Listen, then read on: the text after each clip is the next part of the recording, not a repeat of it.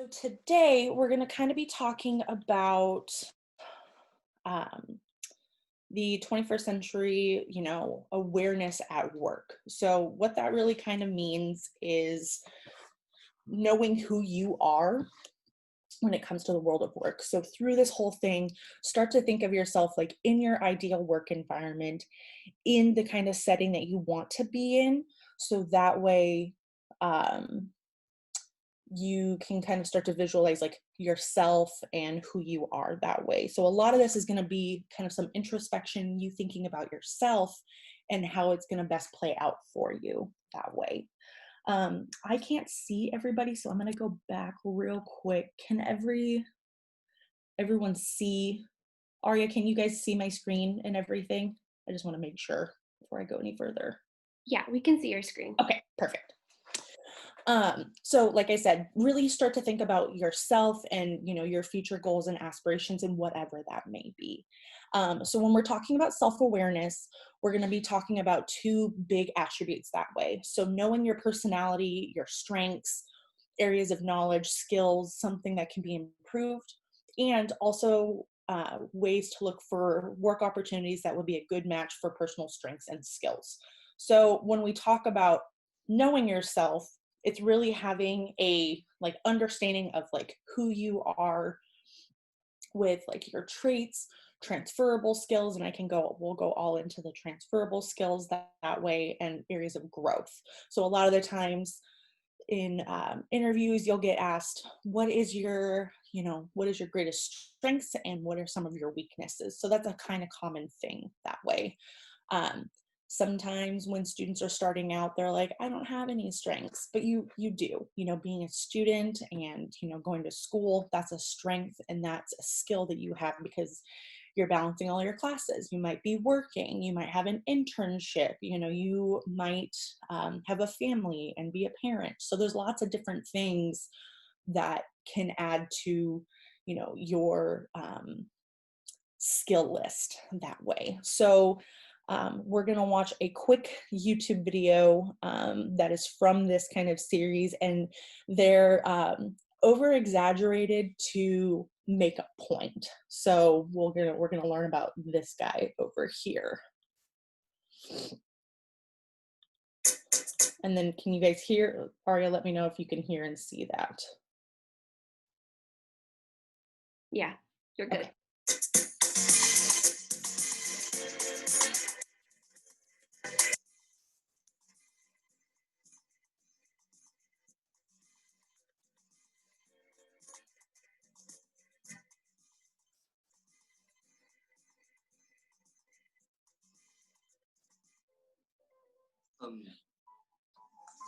Hi, I'm John. Great to meet you. Thanks for coming in. Why don't you have a seat?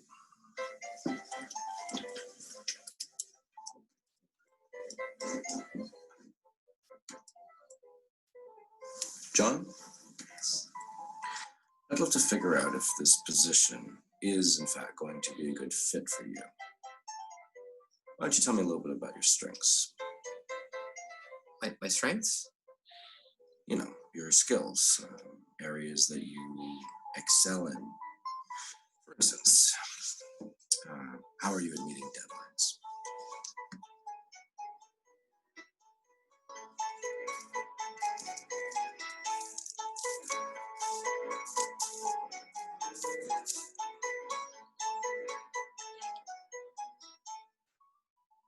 Excellent. And decisions under pressure.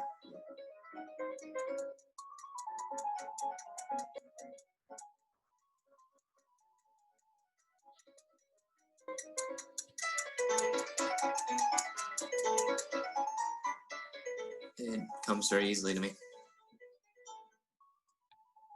I'm also a very pragmatic problem solver. I really excel at finding solutions using the tools I have available. It'll be much faster if we don't take the windy, curvy road, but instead travel along the straight line. But there's no road there. What we need are hover cars.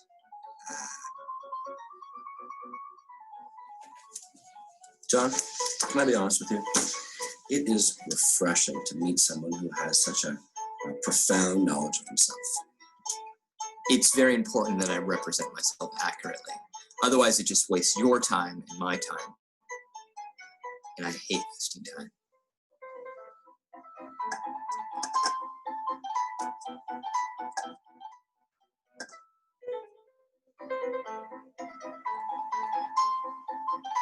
Why didn't you call for a reshoot? That sounds hard. But the commercial is hard. So that's just a preview of like other videos. So as you can kind of see, John may be fibbing when it comes to who he is as a person. So he knows better than to say like, yeah, I can meet deadlines, but all of his bills are past due and other kinds of pieces. So again, these videos are, you know, little kitschy, you know, they're kind of silly, but they do, you know, drive in a point of that, you know, it's best to know yourself that way too. So the knowing yourself piece, there's an assessment called the Myers-Briggs Type Indicator or Myers-Briggs Personality Test. A lot of people already know about that one, but these can help kind of think about, you know, who you are in the world of work. So, you know, there are some myths with that. And, you know, so for instance, introverts are always shy and extroverts always have to be the center of attention. Not necessarily true. You know, introverts can be social. They know when to turn it on and then, you know, when to turn it off.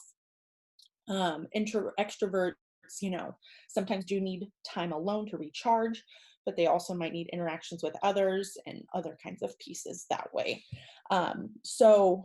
And I'll kind of go into breaking down when it talks about the extroversion versus introversion, all the other letters that might be part of the Myers-Briggs. It's asking a certain question with it. So what I want to do now is ask everyone to participate in this poll about extroversion and introversion real quick.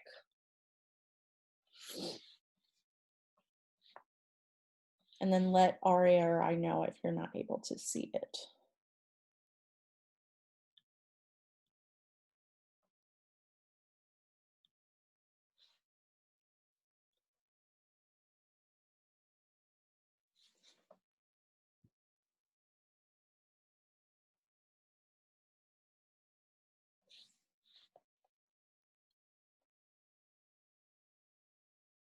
Lock this somewhere in the middle's good.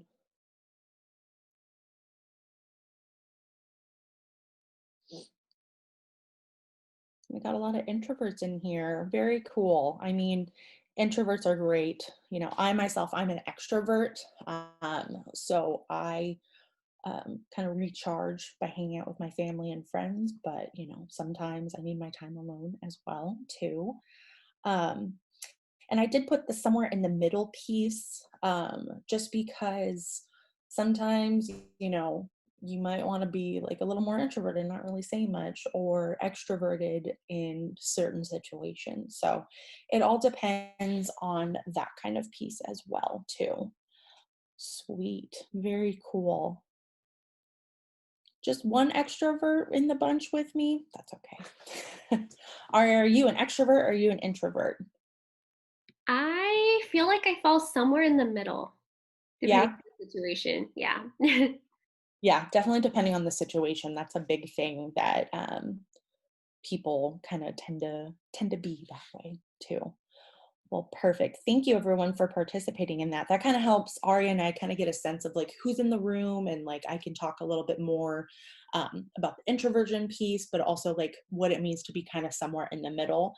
And as well, from what I've noticed as I've gotten older and whatnot, you know, through my years of school, I was very extroverted when I was an undergrad, and you know, always talking to people. But now that I've, you know, I'm finishing my master's degree and all those kinds of things, I'm definitely more like somewhere in the middle, because there are times where I need my quiet time and no one to talk to me. So it's definitely okay to have like the in-betweens that way. All right. So I'm gonna go ahead and end the poll. Yeah, so definitely high, high introversion in here, and a lot of people that feel that they're kind of in between, which is perfectly fine, totally okay. And as Ari and I just mentioned, you can feel kind of in between that way. So since we're kind of talking about the world of work and all those kinds of things, so some basics of like networking: extroverts can thrive in large meet and greet situations, are willing to pass out business cards, probably have like a LinkedIn that's pretty updated and have a larger network on there. Introverts tend to prefer quality and not quantity, not about having 2,000 friends on Facebook, but having those that are important to you, and meeting, one-on-one or virtually or over the phone. So that way it's less, face-to-face interaction, and definitely smaller groups and having those closer connections that way too. So and then before I move on, so when we're talking about extroversion versus introversion, the basis of that question is kind of how you recharge. So anytime, if you've ever taken the Myers-Briggs before, it's really about how you need to just kind of re-energize and refocus yourself. So for introverts, that might be more of you being by yourself, reading, or just kind of zoning out that way. For extroverts, it might be hanging out with some friends, hanging out with family, going and being kind of social in the world that way. So a lot of the times, if you're somewhere in the middle, you can find yourself doing both of those, to kind of re-energize that way. So for the next letter in the Myers-Briggs, you can either have sensing or intuition. And this is really all about like how you process information, how you kind of sense the world around you that way. So some people, who are sensing, they really listen to the facts, they're practical, they, focus on the past and the present. Whereas intuition, they kind of go with their gut feeling. They focus on, the future, their ideas, creating things using their imagination. And as I'm kind of going through these, I want you guys to think about what best describes you and what might be, kind of your preferences that way too. If you want, I can always include a link to like a good free version of finding your Myers-Briggs type indicator. And then again, at the end of the session, I'm going to give you guys like worksheet to kind of help quickly go through that, as well as other handouts and whatnot too. So the sensing and intuition, the second letter of the 4, is really about how you process information that way. So the next one is how do you make decisions? So that's the thinking and feeling. So I like this little graphic that the thinking people, put a lot of thought into it. So they're like, there's pros and cons, like, do I need to make a list, that kind of way? Whereas the feeling people might be a little bit more, this is important to me, this is who I am. If anyone watches The Office, I like to think that Jim Halpert, when he and Michael are like co-managers together, Jim is the pros and cons list because he likes to make pros and cons, whereas Michael's all about like, I need to think about with my feelings and kind of go from there. So making decisions based on their heart versus their head, that kind of way. And then of course can change. The Myers-Briggs type indicator isn't like a overall, like this is who you are as a person. It changes from day, it can change, depending on the situation that you're in. So the next one is judging and perceiving. And this one is the last one about how you prefer your academic and your work life. And this can also attribute to your personal life as well. But we're again talking about work life, and this also has a close correlation to your academic life. So this one, judging, is more about having things planned, ordered, structured, and they know what is expected and can make, specific goals towards the outcomes. The perceiving is more open, free willing, like ready to go with whatever happens, very flexible, that kind of way. And this can kind of change depending again on your, circumstances. But again, we're really trying to think in the lens of, your academia / work life that way. All right. So when it comes to finding a good match with a company, after talking about all the Myers-Briggs pieces and, your perceptions of who you are, it's really good to find a match to your work environment. So if you, and I'll rewind, if you are interviewing at a company or interviewing somewhere, you're just as much interviewing them as they are to you. So if it's not a fit for you, that's okay. You want to kind of have like a running checklist of like what's important to you when it comes to working somewhere. So research the company, check out the website. There's a lot of different websites to kind of do this. The most popular that I like to use is like Glassdoor. Google can help you figure anything out that way. And LinkedIn is another good one too, and I'll go into all that later. But this really does help to figure out like what's a good match for me, what is gonna make me the best person and the best employee. Because I can tell you from my own personal experience, I've worked somewhere that did not fit for me and I lasted 4 months. So it just goes to show that, if you're kind of miserable somewhere and it doesn't fit with anything that you're doing, it's going to be harder to do that work that way. And again, this isn't, pertaining to, your like a normal like job to kind of help get you through. This is more around like your career and your kind of long-term goals that way. So once you kind of have figured out, your work environment, something that is good for you, start to think about like the gaps that might be in there. So let's say you find your perfect work environment. What are the skills you need to build to be prepared for the work you'd like to do? Is there any additional like education, training, all those kinds of things that you need to do? And again, just like I mentioned, salary, your passion versus a job that pays the bills. Being in college, of course, you're going to work somewhere that you're probably not that passionate about. I worked at Starbucks for 4.5 years, not passionate about coffee anymore. Just like Aria mentioned, she has a passion for helping students. I myself have a passion for helping students and others, be the best people they can be. And so a lot of this has to go with understanding like time management and kind of, using your self-awareness to how to spend time developing who you are. A lot of the times students are afraid, or not just students, but people are afraid to really invest in themselves because it's just easier to stay where you are. But the best thing to do is invest in yourself that way, because you are the best investment that you can have, and anything you put into yourself will start to grow exponentially beyond that. So we're going to watch another quick video on the time you have in jelly beans.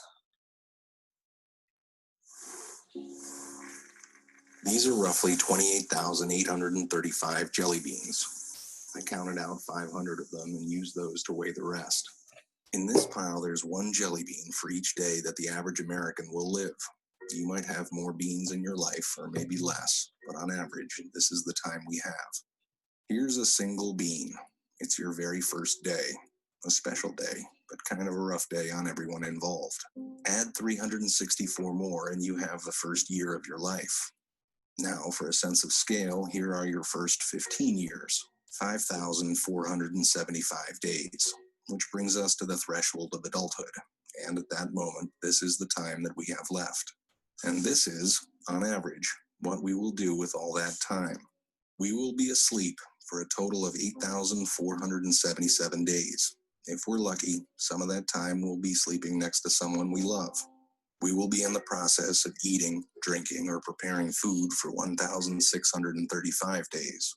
We'll be at work, hopefully doing something satisfying, for the equivalent of 3,202 of those days. 1,099 days will be spent commuting or traveling from one place to another, maybe a little bit more if you live in LA. On average, we will watch television in one form or another for a total of 2,676 days.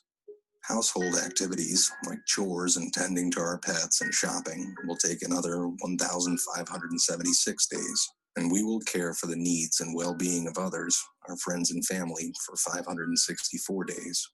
We'll spend 671 days bathing, grooming, and doing all other bathroom-related activities. And another 720 days will go to community activities like religious and civic duties, charities, and taking classes. After we remove all those beans, this is what remains. This is the time that we have left. Time for laughing, swimming, making art, going on hikes, text messages, reading, checking Facebook, playing softball, maybe even teaching yourself how to play the guitar. So what are you going to do with this time? How much of it do you think you've already used up? If you only had half of it, what would you do differently? What about half of that? How much time have you already spent worrying instead of doing something that you love? What if you just had one more day? What are you going to do today?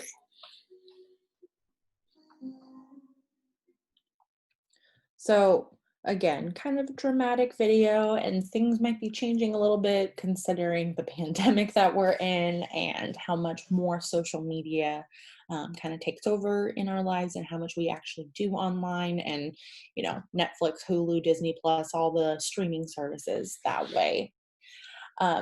But it just kind of goes to show quickly how much is put into other aspects of our life. So the main point of it is to kind of showcase, okay, if you have a certain amount of time left, invest in yourself, be prepared for who you are that way. So with that, advocate for yourself based off of your skills. So understand, what your professional level is. How do you need to start out? What are you changing from one type of work to another? What skills are your strongest and weakness? What level of education and training do you have? What do you need? All of these kind of questions and answers will help you determine what type of work you should look for and what is a realistic salary range. So it also can help you think of yourself, of who you are in interviews too. So as well, know how to advocate for yourself based off of your rights and your skills when it comes to research. So these are other good websites to utilize. So like I mentioned, excuse me, I have the hiccups. I have Glassdoor, salary.com, payscale.com. You can look up, the internet is so vast, you can use a lot of things that way. So a fun fact, San Francisco Gate conducted a survey of 800 and only 31% negotiate salaries when they're offered a job. 20% never negotiate. So, being afraid of losing a job offer or lack of confidence in your skills. So going into, a dream job, you want to be able to advocate for yourself and say, like, I'm worth this. I know I have more than what is given to me, that kind of thing. And if you ever need help kind of negotiating a salary, that's also something that we can help out in the Career Center with. So another thing is having potentially a mentor or kind of working with your peers of understanding how others see you, and you can incorporate feedback for improvement. Sometimes criticism can be difficult, but most of the time it's constructive criticism to kind of help better yourself. So as most of you guys are kind of introverts or in between, it's hard to sometimes accept criticism and not take it personally, but, kind of use it as, to help build a better impression of who you are and to become the better person you can. Obviously, if you have a good mentor, they'll have that good relationship and balance with you, and, your peers, they can be honest with you as well that way too. All right. So that kind of concludes the section of the self-awareness piece. And a lot of it is kind of for you to think and for you to kind of go along with what might be best for you that way. So I'm going to go ahead and jump into the online presence, digital fluency, all that kind of stuff, which is our next section. So primary attributes and traits of digital fluency is understanding the right, wrong, moral, legal, ethical, potentially of sharing documents, pictures, access to personal information, and how to use like Google and YouTube to find data, information, what's useful and true or valid and that kind of thing. And again, having a basic understanding of computer, tablet, smartphone hardware, and all that kind of stuff. So when we're talking about all of these skills, again, we're talking about within school and within work. Obviously, having all of these kinds of traits is important in your personal life, but we're framing it within your work world. And all of these series, it's a whole curriculum of these traits are something that are called transferable skills. So having these and understanding what they mean, and if you're in an interview and can kind of if the interviewer asks you questions about, what do you know about digital, how do you feel you are with computer programs and all that kind of stuff, it's transferable that way. So even though you might have typed a paper, you're able to say like, I know Microsoft Word or Google Docs, whatever you might be doing or whatever you might be using that way. So kind of just quick goals is help you, if you don't already, how to get started with a LinkedIn profile. If anyone wants to use e-portfolios, that's also a possibility. And give more tips and tricks on how to really make a strong LinkedIn profile. And then as well, how to understand like social media is used in the job search and everything that way too. All right. I have a video, but yeah, it's only 2 minutes. Let's do that quick.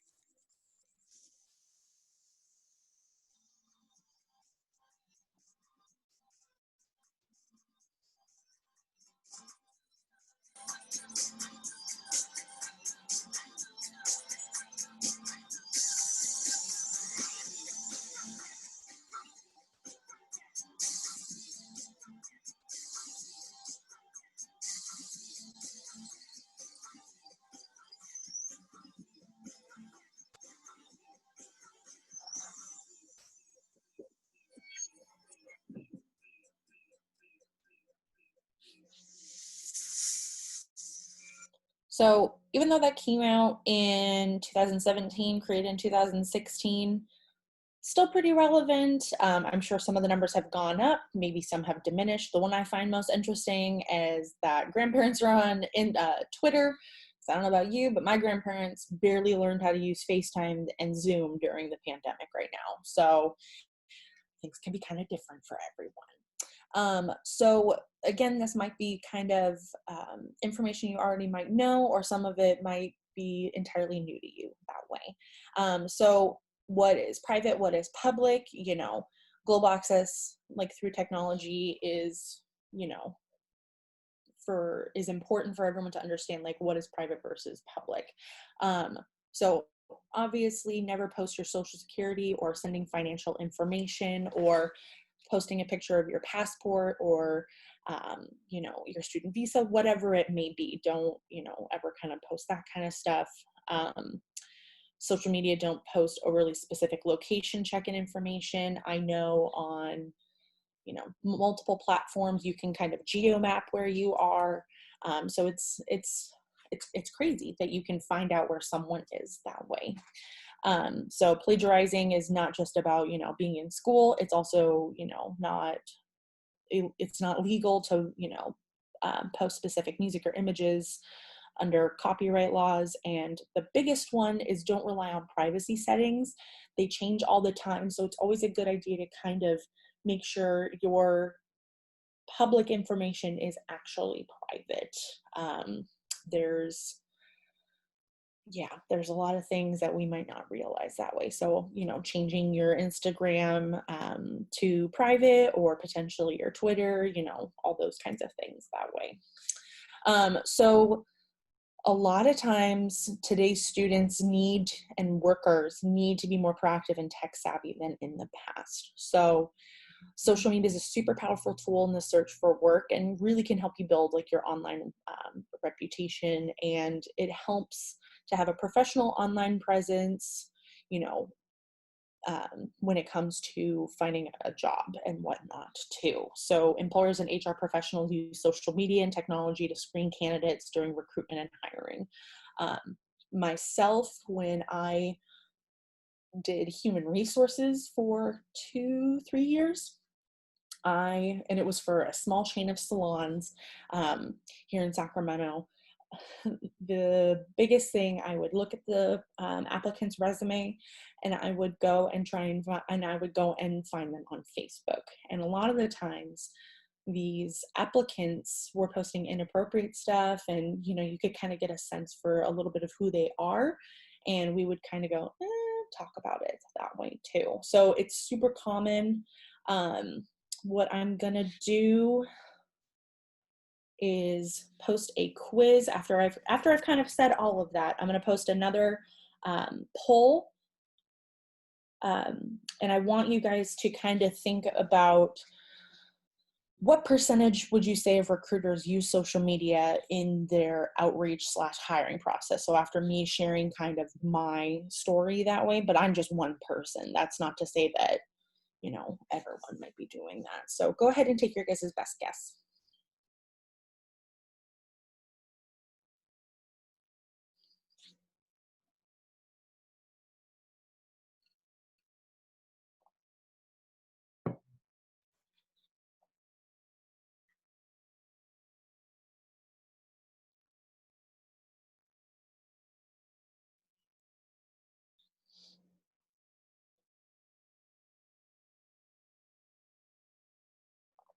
Pretty close with the 72-92. I'll give it just a few more seconds. And I'm glad no one's putting the 28%. That makes me happy that we're aware of that. And a couple people for the 64. Good. So with it being super close, it is actually the 92%. Some people might include 72%. So again, neck and neck, you know, that's okay. But floating media controls. So really there is a large number of recruiters that are using social media in their outreach. If anyone's ever gone to our career fair or the career fairs for the Career Center, a lot of recruiters there talk about like LinkedIn and, you know, what have you done on that? Is there a way for me to reach you or something like that? And the number can fluctuate. Sometimes you'll see things that say, you know, 64% or 72, but it's definitely anything that's above, from what I've found, like 70% is the most accurate, because it all depends on, of course, the industry that you're going into as well. So LinkedIn is the #1 tool recruiters find most effective when vetting candidates. So they'll just quickly look up and see if you have a LinkedIn account. Recruiters consider pictures, posts, comments when evaluating candidates. You know, there was a employee that we had that was kind of utilizing some racial slurs in some of his posts, and we, as you know, human resource, we had to kind of like talk with him and let him know like this is inappropriate, and gave him like a final warning, and then, you know, had to take actions from there that way. So if you are going to have accounts that are, you know, not something you would want your boss or your supervisor to see, make that as private as you can. You can have different things that way, but you definitely do want to have content and things that reflect your personality, your experience, and qualifications, that can show, you know, who you are and can show that you're able to communicate with others that way too. So this is always a fun thing. If you've ever performed a Google search of your name recently, you can always try it right now. Type in your first and last name in the Google search bar and kind of see what happens. You know, you can always include your city and state. And it's always interesting to see what pops up. I know when I type in my last name, a picture of my dad pops up with me too. So that's always fun. But it helps you understand, you know, utilizing online tools and different things can help you find out about like your digital footprint and kind of who you are that way, according to the world, on the internet, whichever, you know, which a lot of people have. So tips for kind of cleaning it up and, you know, all that thing. You know, doing the searches and finding any results you wouldn't want others to see. Again, like I mentioned earlier, set your personal social networking to private, especially during your job search. There's ways to do that kind of stuff, and if anyone needs help with that, please reach out, and I'm happy to kind of talk about that, and I'm pretty sure Aria is too. You know, you can always use your middle initial on resumes and other job related things to just kind of give it a little bit of difference. It's really important to have spelling and grammar mistakes. I know sometimes when, you know, even English isn't your first language, that can be difficult, but there's ways to kind of make sure you're checking everything. I know there's a good program called Grammarly that you can download onto your computer, and it'll check your grammar for you and kind of all the spelling mistakes that way too. So what we're going to talk about too is kind of how to build a professional online presence. So developing a LinkedIn profile, you know, understanding your job search social media tools to the public, and, you know, commenting on things that way. But when it says I comment on blogs and articles, I'm going to mostly be talking about like your LinkedIn profile. So utilizing, you know, social media and technology as a networking tool feature a lot of posts and positive things. So if you have like your professional like Twitter account, you can repost things that Sac State's doing, repost things of organizations that interest you. So like for myself, I'm interested in helping underprivileged students, and, you know, a big passion of mine is seeing underprivileged or underrepresented minorities in STEM, so in science, technology, engineering, and math. So I might follow a organizations that's dedicated to that and like retweet and follow their account to see what they're up to. It's also important to kind of be active when you can, so joining the groups and associations. Showcase professional knowledge and skills by contributing to discussions. So it's really taking and branding yourself in a professional setting versus like your personal that way. So when you're looking for a job search, promotion, utilizing social media, be strategic.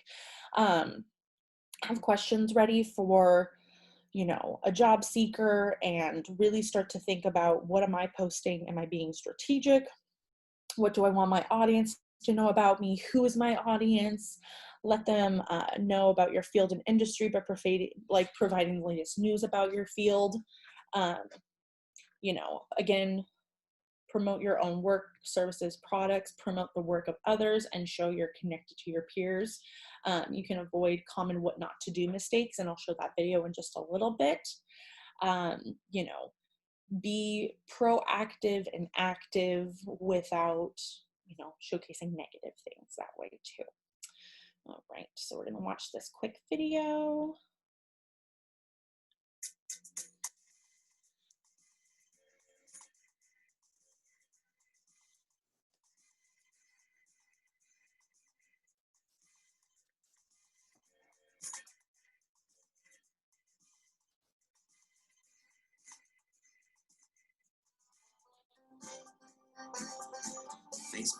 profile.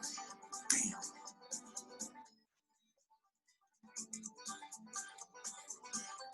Twitter feed. Bam. Website. Bam.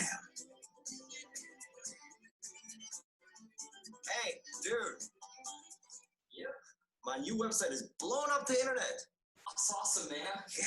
Hey, you should check out these social media profiles I just made. Check it out.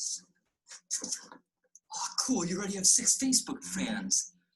Oh, but you probably shouldn't have posted those pictures of you during Halloween. It's not very professional.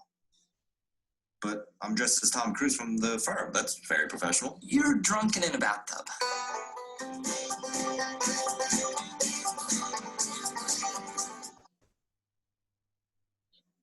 Oh, okay. I see your point. Don't worry, though. My Twitter feed is better. Marking the hell up on the prices of my merchandise, gonna make a huge profit off all the suckers. Zzz, with a bunch of Z's at the end. You know your customers can see this, right? They can. Yeah. I thought Twitter was like a private journal of your thoughts and ruminations. No. Well, I better delete that tweet then. Whew. Okay, but you should check out the website though. It is totally awesome, man. What's the URL? Justastorename.com. I decided to name after my favorite golfer, Alamo Ron. Well, that guy. Oh, you need to fix the spacing on the letters. At the top it says a la morons. How did that happen? I thought I was getting the hang of this whole website building thing. I even looked up an online tutorial and everything. Was it from a reputable source? Totally. It was at the end of a YouTube video where a guy saw a triple rainbow.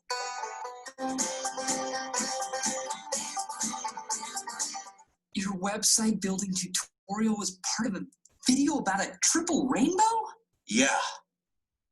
3 rainbows. Anyways, the internet has everything, man. It's like people don't need to go to actual stores anymore because you can find everything online.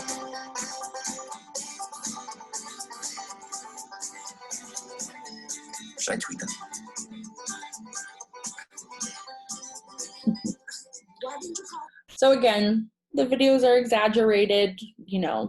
Gene didn't seem like the most knowledgeable guy and creating a website without thinking about the URL and all that kind of stuff. But it just goes to show that some people just kind of don't understand, but that's totally okay. So I'm going to quickly go over LinkedIn, and I'm also, there's videos in here that I'm going to post in the comment or in the chat section. So if you guys want to watch those on your own time, you're more than welcome to, and it'll also be part of the packet later that I give you guys. So LinkedIn, professional, fastest growing professional networking. Like it mentioned earlier, people are joining LinkedIn, 2 members per second. So it's growing pretty fast. A lot of people don't realize that there's, lots of jobs on there that way. And there are 50,000 plus internships and jobs for students on LinkedIn. It's very similar to kind of having a online resume, but there's some different perks to it, definitely. So you can create, more of your online presence. You can share professionalism pieces of, others that are in your industry or those that are already in your desired industry, and you want to kind of keep up with what's going on that way. And it's also a way to connect to those that have already graduated from Sac State and are potentially in the field that you want to get into and can go that way too. So that's a whole other piece that way. I'm going to go ahead and skip this for sake of time. So 9 out of 10 companies definitely utilize LinkedIn. So with this, 75% of managers look at the profiles. Again, that's a little, it goes all over the place. So there are main things to kind of help get your LinkedIn profile shown. So having your education on there and where you went to school, and it helps 10 times more to have it viewed and viewed rather than just like listed on there. If you have a photo, that'd be great. If it's a more professional looking photo, you don't want to have something with like a shot in your hand or whatever. Including this can help get more views. Every semester, Sac State, we have our career fair, our all majors career fair, where we have professional headshots that you can always get that done. And those are free. If you go to someone and they, you need a professional headshot, sometimes those can cost a little bit more, but we always do them for free. You can list your experiences, whether that's paid or non-paid as volunteer, and you can put in, your employability skills just like these. So if you have digital fluency, you can utilize it that way too. Skip that. Another portion you can do with this is having an e-portfolio. These all kind of can be based off of the industry that you're going into. So a lot of the times e-portfolios might be for graphic design or art, or I've seen some for political science, some for science majors. It really depends on kind of like what you're wanting to do with it. So it allows you to kind of showcase projects, achievements, visually to communicate knowledge and skills that are gained through your academic or your internship experiences. So you can put papers, pictures, hyperlinks, whatever it may be on there that way. So it's kind of similar to LinkedIn, but it's also another way to showcase who you are. And a lot of the times you can put these kind of links up on your resume. And again, Ari and I can help you guys out with that. So, you can include this on your resume, cover letter, email. You can put it in your signature line. That's also another thing that we can talk about too. So the best website for this might be Portfolium, which is a good one. So it's free and it allows you to kind of be a little bit more creative with it that way too. So you can integrate the job search technology so you can apply for jobs and submit your e-portfolio as part of your application. So it's kind of a cool online tool to do that kind of stuff.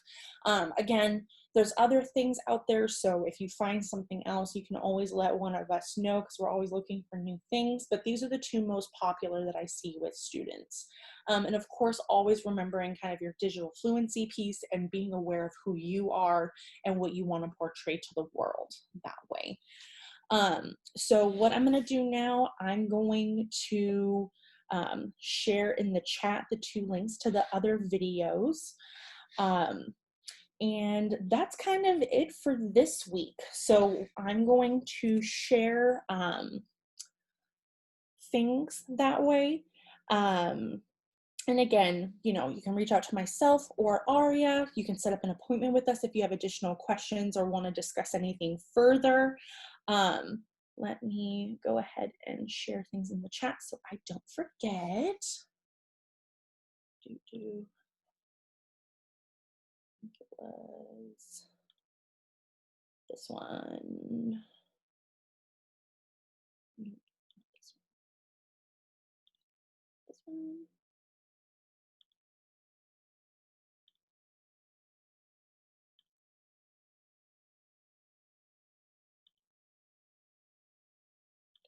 Okay.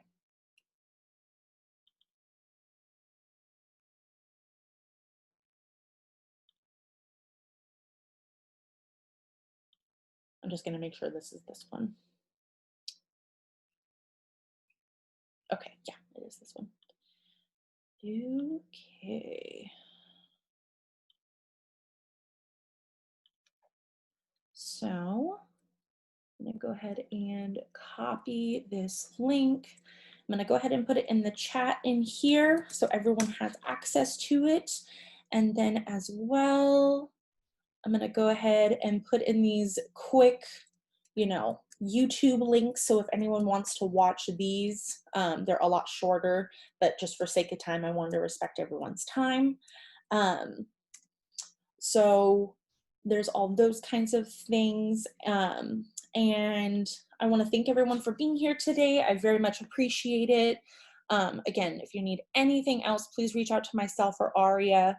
And if you attend all of the sessions, you're free to receive a certificate. If anyone has specific questions, you're always welcome to stick around, and myself or Aria can kind of answer those right now for you.